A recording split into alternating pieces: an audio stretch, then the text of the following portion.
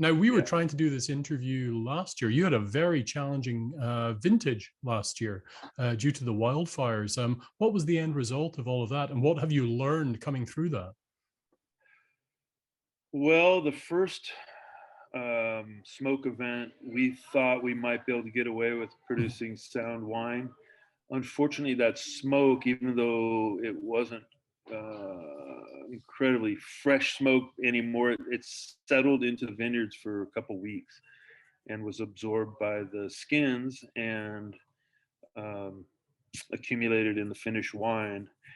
It's one of those things where the levels were low to where you almost, it's hard to actually detect it, but as you tasted it more and more Mm.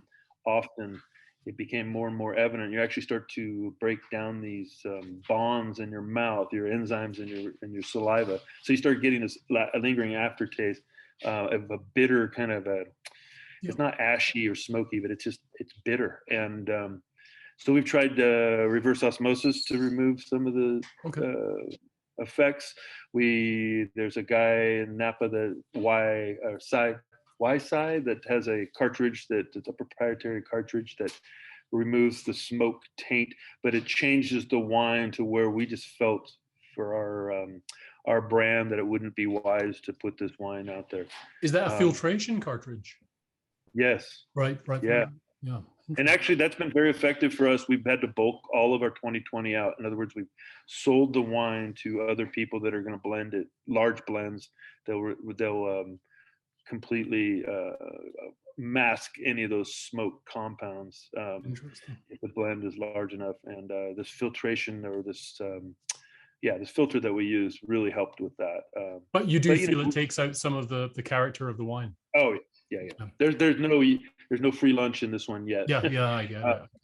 Hopefully the chemists can figure out exactly what it is that's causing it. We can test for like 11 to 13 different compounds. Yeah.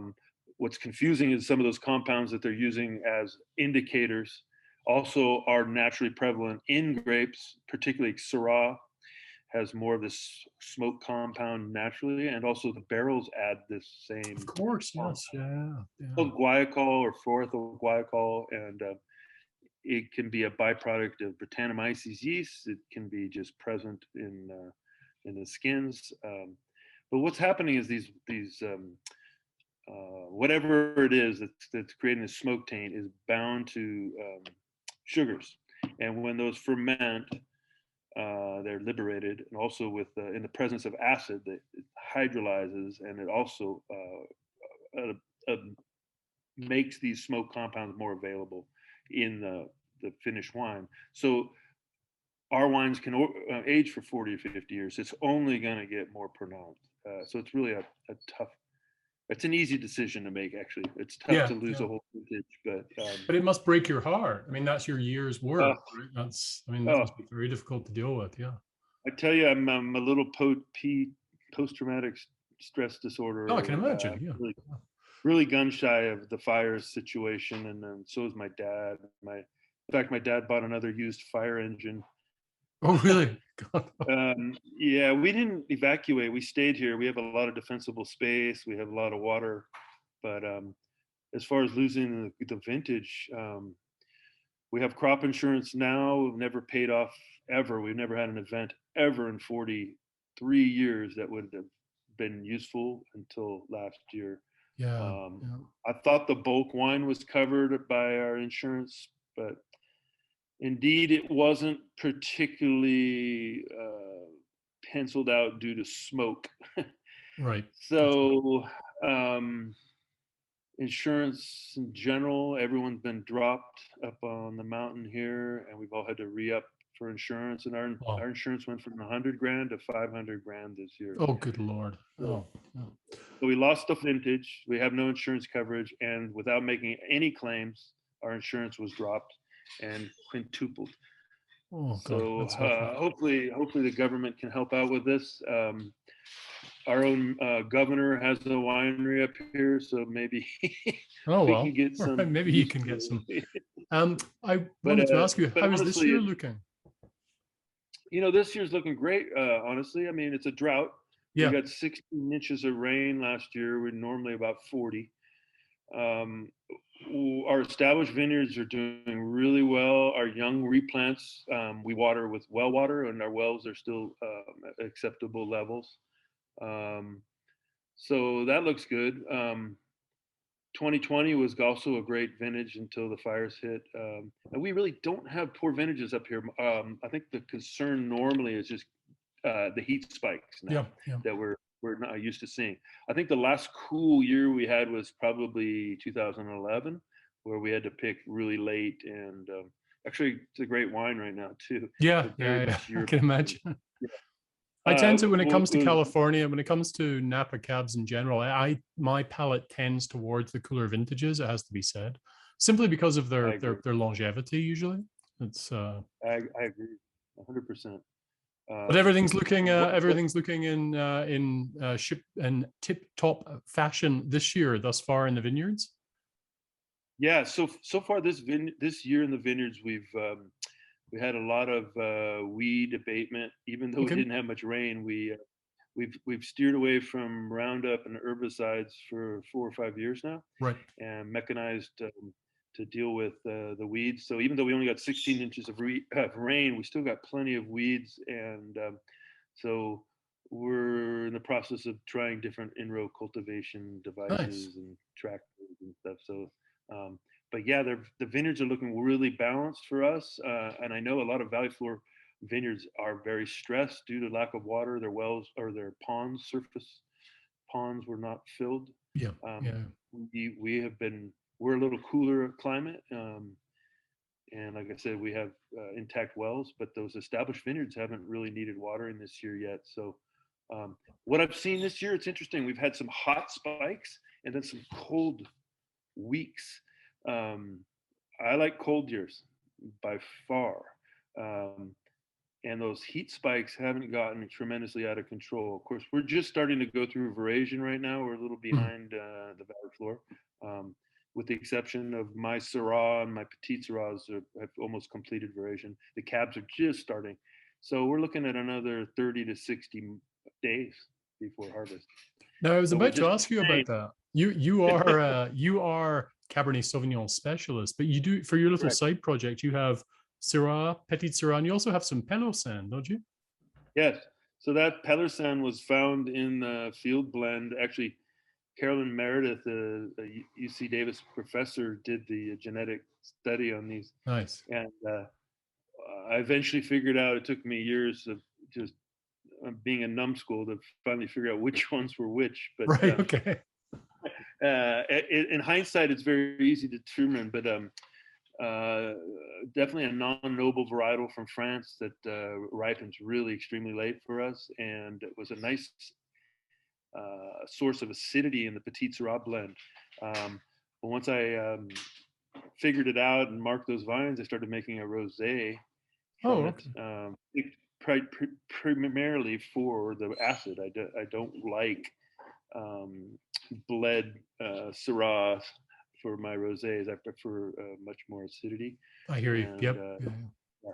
So, I mean, I've got 6 to 8 grams tartaric in these wines, and they're really Oh, fun. They're kind of a gamey, exotic fruit flavor, but with a predominantly a watermelon rind kind of oh, I'll have to try these out. flavor. It's like Jolly Ranchers, those little Yeah, candies, yeah. and but it's a pretty intense one. It's I call it brose. It's more of a Oh, yeah, yeah. masculine. Which But label do you put those out under? so that's under our label Retro Cellars, and Retro Sellers, right? Okay.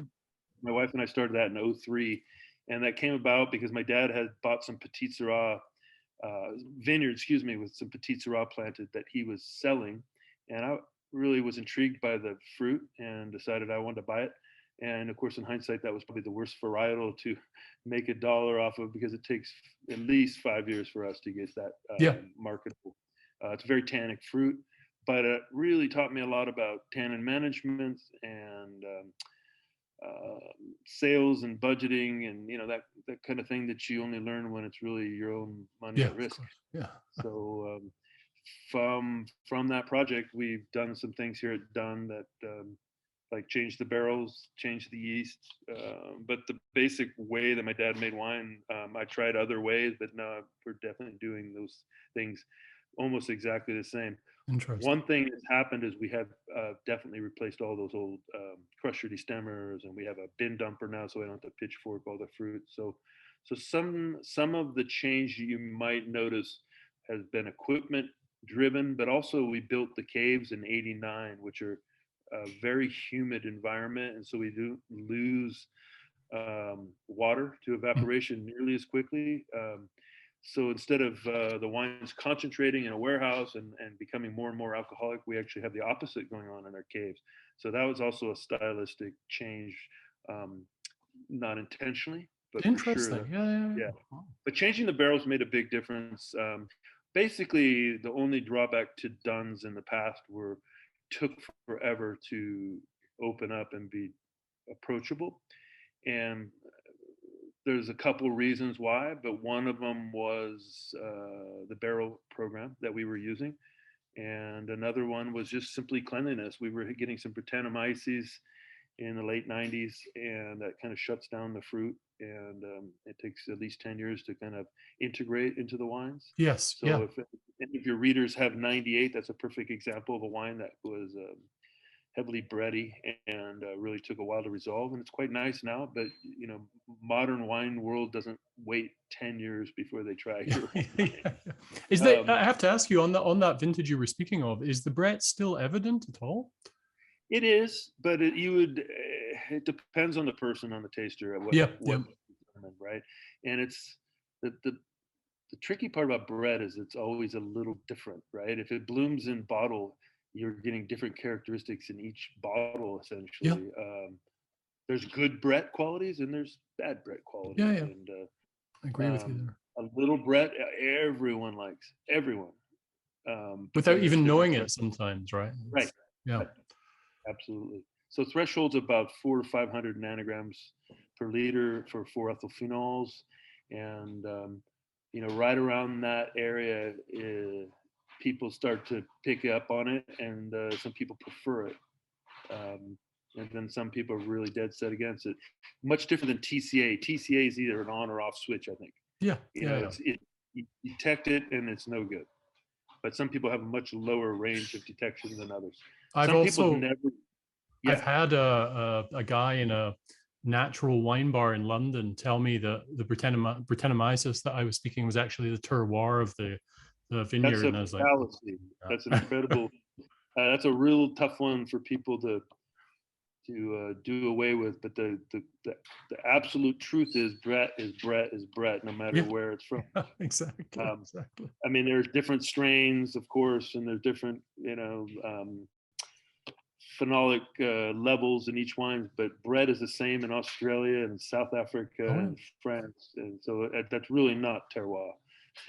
But it's easy to look. We have older cabs that people are convinced have Brettanomyces in them, and they don't.